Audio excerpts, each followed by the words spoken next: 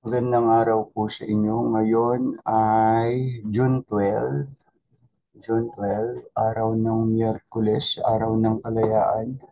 Sa pasimula po, binabati ko kayo ng maligayang araw ng Kalayaan. Buhay ang Pilipinas. Tuloy po tayo sa ating pag-aaral sa mga salita ng Diyos, particularly sa Ebanghelyo sa kasalukuyan na ginagamit sa pagdiriwang sa ating mga Katolikong simbahan. Share screen po si Sir. Ano po ba ang ebanghelyo natin ngayon? Wait lang po. Wait lang po. Okay. Ang ebanghelyo natin ngayon ay nagmula sa ebanghelyo ayon kay San Mateo, Kabanata 5, mga talata 17 hanggang 19. Magandang balita, Biblia ang gamit natin. May title ang ebanghelyong ito sa Magandang Balita, Biblia, Katuruan tungkol sa kautusan. Ang mabuting balita ng Panginoon ayon kay San Mateo. Huwag ninyong akalain na parito ako upang ipawalang bisa ang kautusan at ang mga propeta. Naparito ako hindi upang ipawalang bisa ang mga iyon, kundi upang tuparin. Tandaan ninyo, maglalaho ang langit at lupa. Ngunit ni isang tuldo o kudlit man ng kautusan ay di mawawalan ng bisa hanggat hindi natutupad ang lahat. Kaya't sino mang magpawalang bisa sa kaliit-liit ang bahagi nito at magturo ng gayon sa mga tao ay magiging pinakamababa sa kaharian ng langit. Ngunit ang sumusunod sa kautusan at nagtuturo sa mga tao, natuparin iyon ay magiging dakila sa kaharian ng langit. Ang mabuting balita ng ating kaligtasan. Pinupuri ka namin, Panginoong Hesukristo. Stop share na po ako.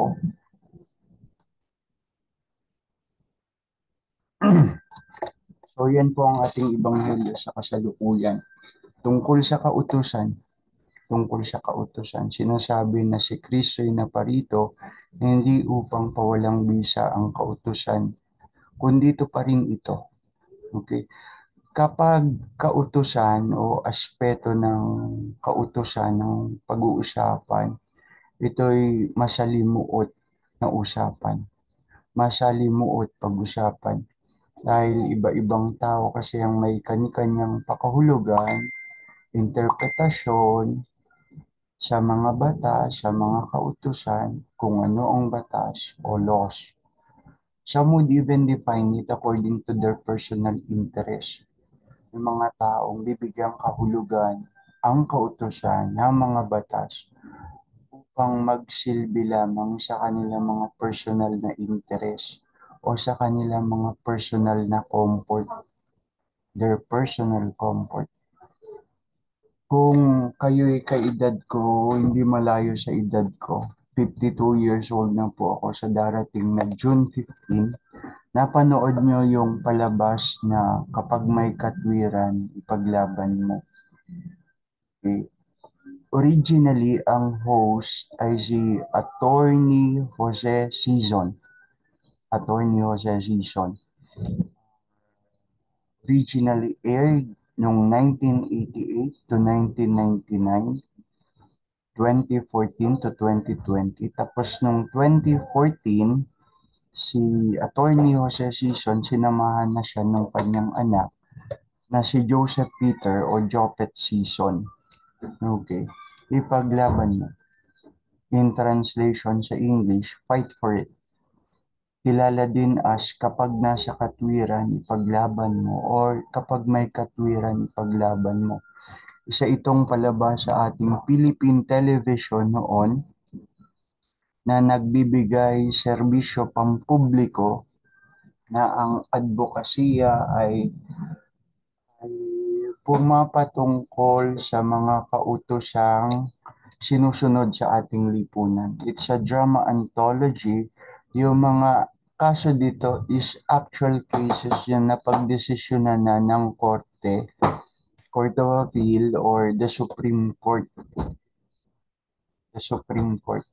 Maganda yung palabas, nahuka ko ng todo kasi once in my life, 1988 yan, nagsimula, 1989 ako graduate ng high school, pinangarap ko maging lawyer, pero hindi ako pinayagan ng tatay ko. Yung mga sumunod na pangyayari, kung bakit sa katapusan, naging guro ako, mahabang kwento na po iyon. Okay, tuloy tayo.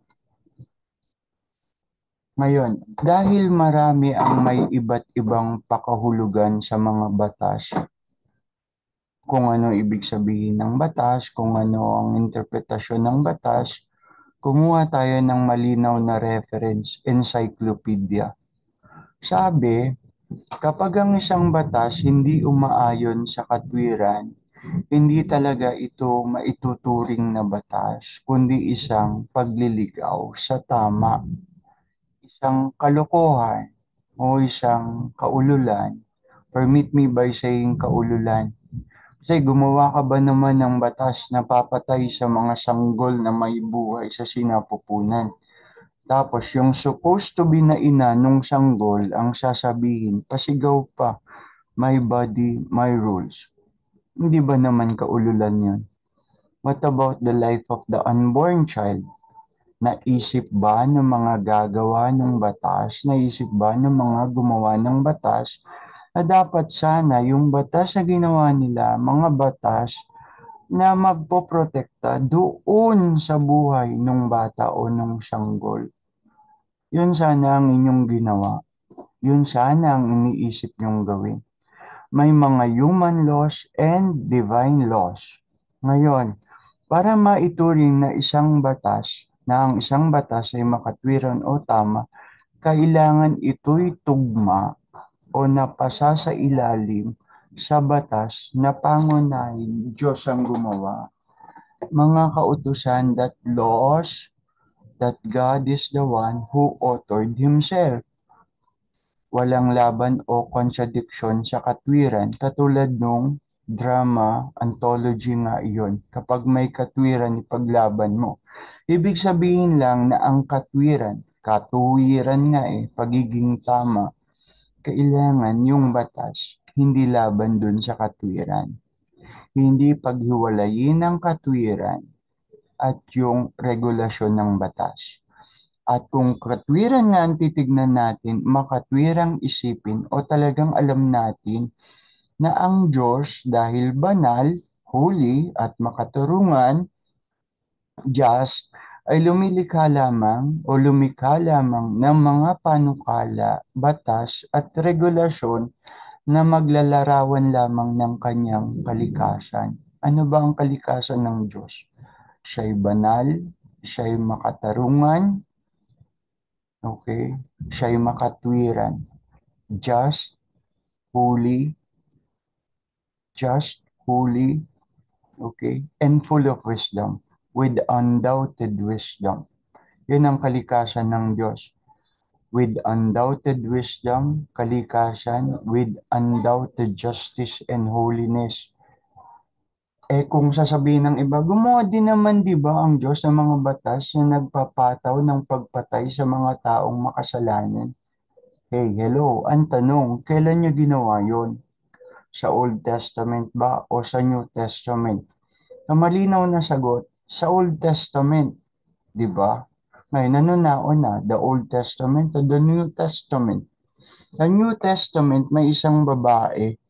Okay, sa Old Testament, pinayagan, nagbigay ang Diyos ng regulasyon na pumatay ng mga makasalanan. Pero pagdating ng New Testament, may nahuling isang babaeng nangangalon niya. Yung babaeng nangangalon niya, ang sabi ng mga tagapagturo ng kautusan, anong gagawin sa babaeng ito? Ang sabi ng kautusan sa kanya, sa mga tulad niya, batuhin hanggang mamatay. Ano sinabi ni Jesus? Kung sino unang may kasalanan, siyang unang bumato. So anong ibig sabihin nun? Ano ba ang susundin natin? Yung nasa makabagong panahon, sa bagong panahon, o sa luma? Yung luma ay nasa old. Okay? Yung bago ay nasa New Testament. Okay. Kung sa Old Testament, buhay sa buhay, sa New Testament, tinuro ni Jesus, hindi na mata sa mata at ngipin sa ngipin, na kapag buhay ang inutang, buhay ang kabayaran. Yan ang malinaw kay Jesus. Nakakatanga lang na kung minsan may mga tao nasa katungkulan pa mag-isip, gagamitin ng Biblia sa pag-iisip na gumawa ng mga batas para pumatay ng tao. Gaano man kalaki ang kasalanan ng isang tao, dapat mabigyan siya ng pagkakataong magbago. Wala sa atin ang buhay ng ibang tao. Hawak yan sa kamay ng Diyos, bawat buhay. Again, human must be subordinate to the divine law. And laws are not pabalik, retroactive. Hindi siya pabalik. But siya'y perspective, pasulong, hindi siya paurong, siya'y dapat pasulong. Yan ang sabi ng professor ko in college. Okay? Ang batas ay hindi paurong, retroactive. But laws must be perspective, pasulong. Ngayon, kung yan nga ang punto na susundin natin, babaliwalain natin yung mga batas na nagsabing pumatay ng taong makasalanan dun sa Old Testament. At ang susundin natin, yung predicament ng New Testament. Hindi na mata sa mata at ngipin sa ngipin. Hindi na buhay sa buhay. Binigyan ni Jesus ng pagkakataon yung babaeng nahuli sa pangangalo niya upang magbago. Okay? Walang nakabato doon sa babae dahil nakita ng mga tagapagturo nung kautusan ang katwiran ni Jesus. Nandun yung katwiran at katarungan. So again, human laws must be subordinate to divine laws, or at least must not contradict. Hindi dapat ito laban sa katwiran. Human authority is only a participation in the supreme divine power of government.